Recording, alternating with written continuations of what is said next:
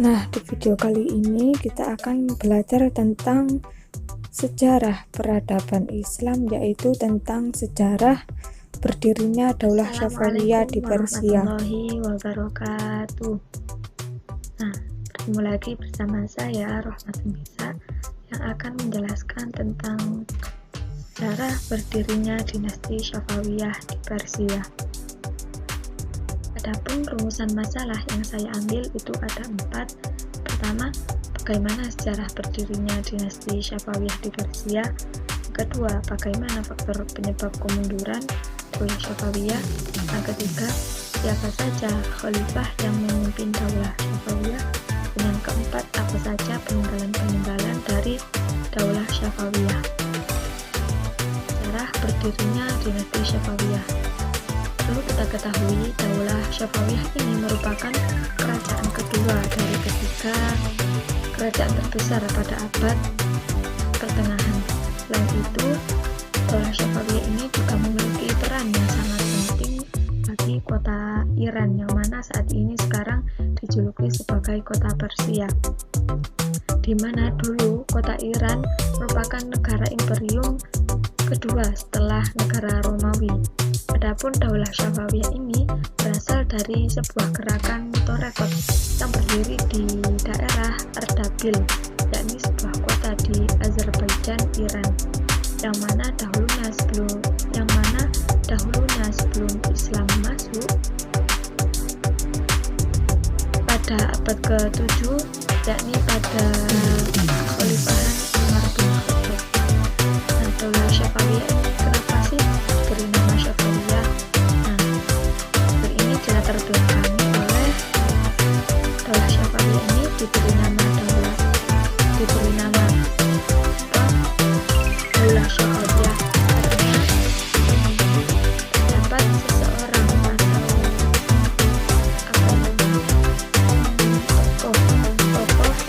tokoh Torekot Syafawiyah yang diambil dari nama pendirinya, yaitu Shafi ad-Din. Beliau ini merupakan seorang Sunni yang lahir di keluarga Kurdi di Iran Utara, yang mana beliau ini menerapkan pembelajaran tasawuf murni yang masih melokal. Yang kedua, yakni pemimpin Daulah Syafawiyah. Nah, ini adapun pemimpin yang pernah memerintah Daulah Syafawiyah. Yang pertama, Abbas I. Pada masa kepemimpinan ini, kerajaan Syafawiyah ini mengalami kejayaan berupa terbentuknya pilar-pilar agung penopang kemajuan kerajaan Syafawi, seperti bentuk-bentuk institusi kenegaraan, kesukuan, dan institusi keagamaan.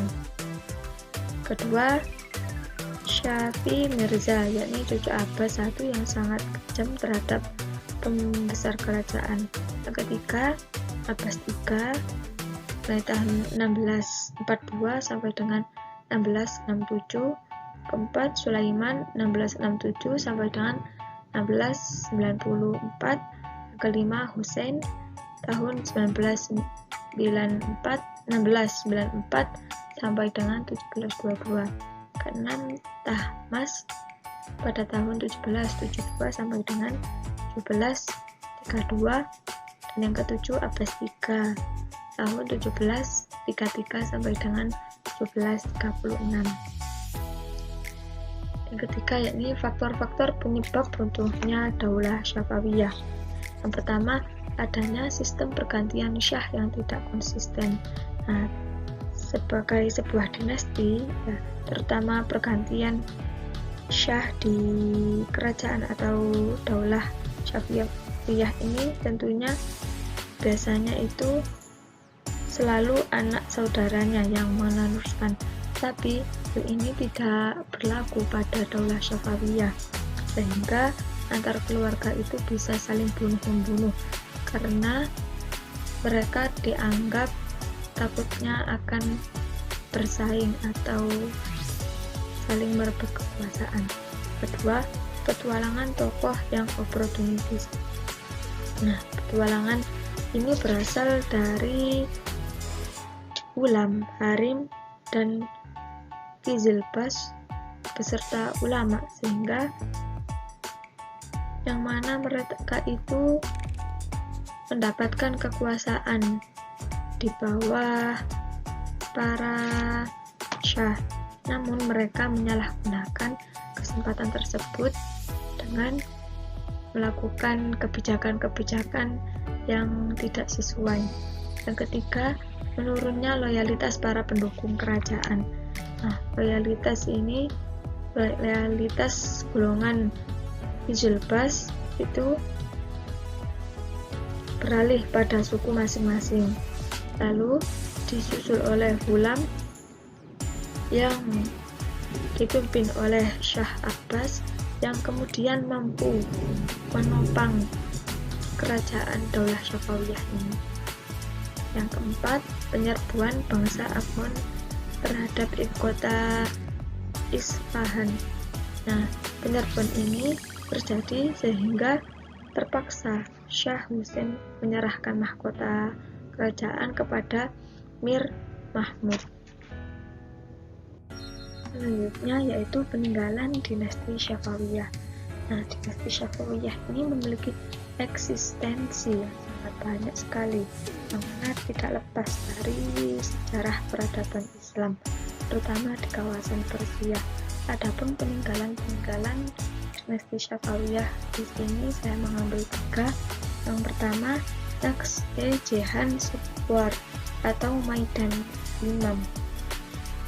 Nah, ini merupakan bangunan antara tahun 1598 sampai dengan 1629, yang mana ini merupakan lapangan terbesar di dunia yang terletak di pusat kota Isfahan.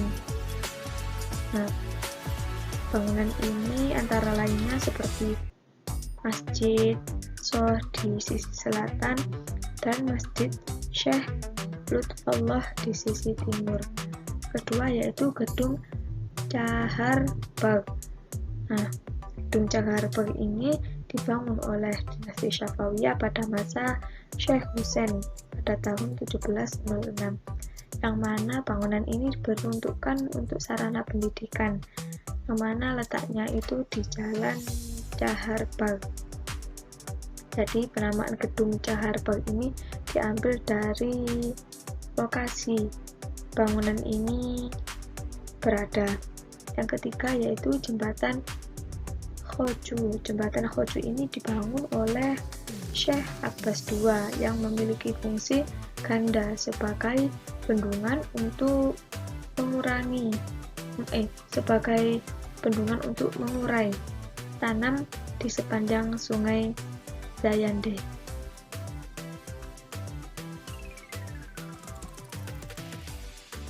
Sekian presentasi dari saya. Apabila ada kurang atau lebihnya, saya mohon maaf yang sebesar-besarnya. Semoga apa yang saya presentasikan tadi dapat bermanfaat bagi teman-teman semua, begitupun juga saya. Cukup sekian dari saya. Wassalamualaikum warahmatullahi wabarakatuh.